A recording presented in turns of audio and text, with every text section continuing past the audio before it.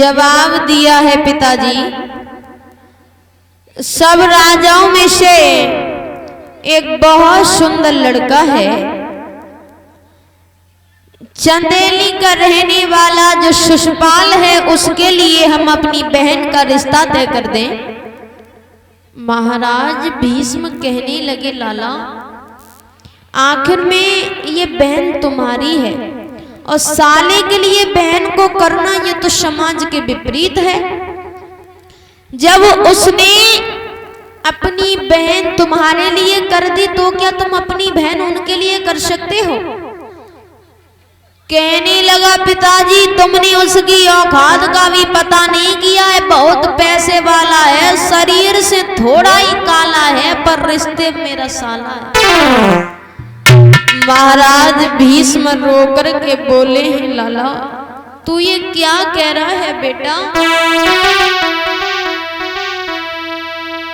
अरे मती करे बुढ़ापे में मेरी खुआरी।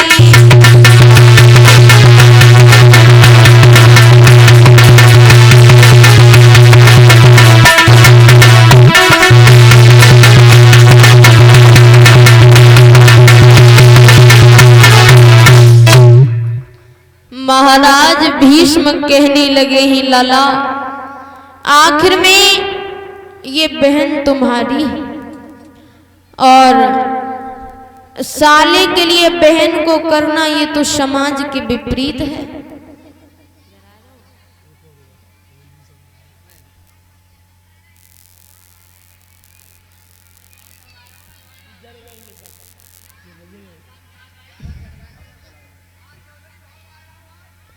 भाइयों,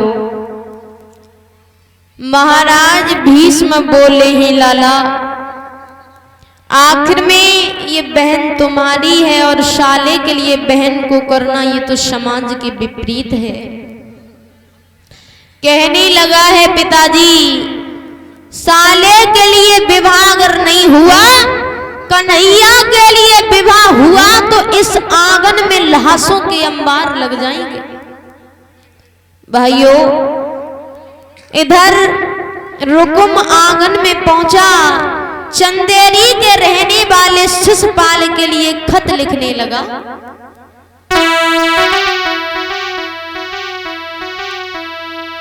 अरे सिद्ध श्री सबलाई लिखे,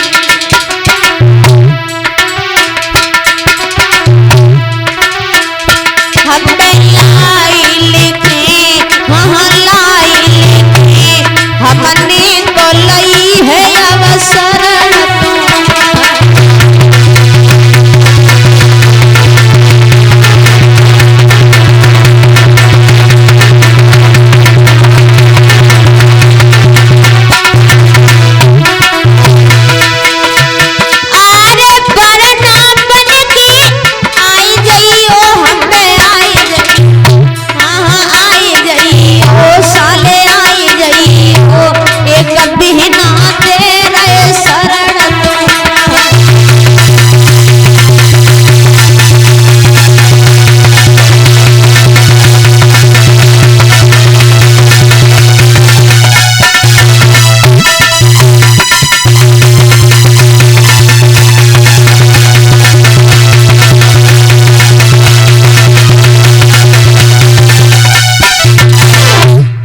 लिख दिया है चंदेरी के रहने वाले शिशुपाल, खैर रिश्ते में तो आप हमारे साले लगते हो, लेकिन जब आपने अपनी बहन का रिश्ता हमारे लिए सौंप दिया तो हम किसी नहीं चाहते।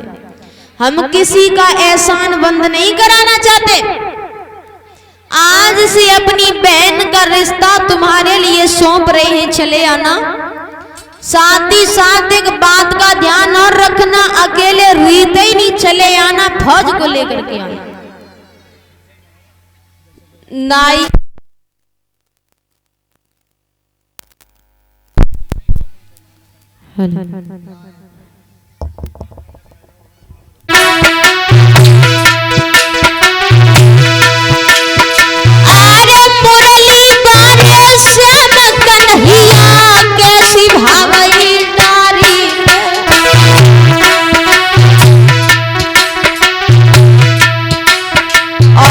भैया तो सब बनो हमारो साले को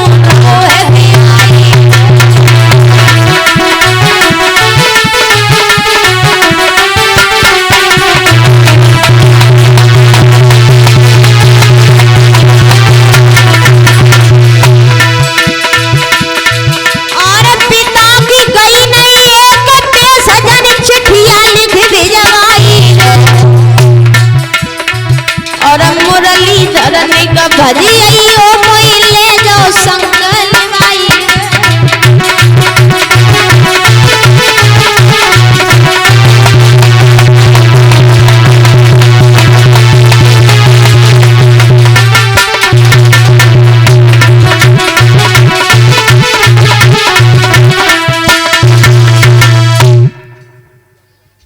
और ये नन्नू सिंह निविया के रहने वाले हैं, 51 पे सम्मान कर रहे हैं। भगवान इनके घर सुख शांति बनाए रखे, इनके हाथ सदैव धर्म की तरफ बढ़ती रहे।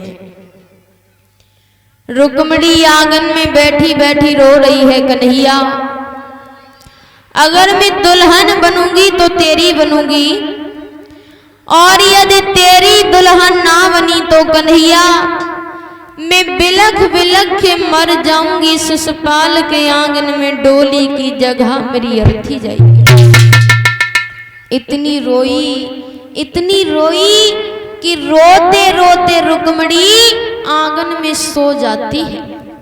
उसने सपना देखा, कन्हैया आए।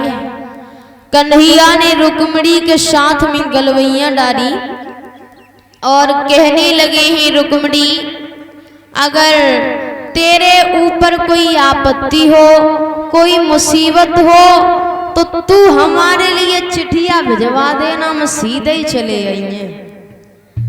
अब तो भाइयों जेठ को महीना रहे, खूब सोई रही है। परमात्मा बाकी आंख खुल गई है, बनाए सपनों नाई कन्हैया। तो आंख बंद कर ली, कैसू नींद आ जाए तो कन्हैया से मिलने, तो नींद नहीं आ रही। तो बोली है, ओरे सपना तू कभी नहीं होगा अपना।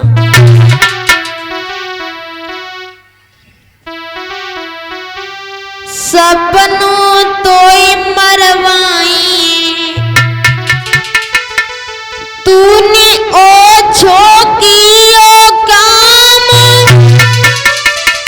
सपने में हम तुई जने पर आंखें खुली तब ना। तो सपना बोला, रुक्मणी तू हमें मरवैया क्यों? सुन, सपनों कहे उचारेगी और क्यों मरवैया मोई, इतनी दूर तेरा पिया बसे, सुमन रात मिलाई दो। रुक्मणी कहने लगी है, सपना तुझे नहीं मालूम, अरे भाभी रही समझाए, सुनो चतलाई भरो नहीं डंडा भरो एक बरनी दुई बरना रे जरूर परे, एक बरनी दुई बरना रे जरूर परे।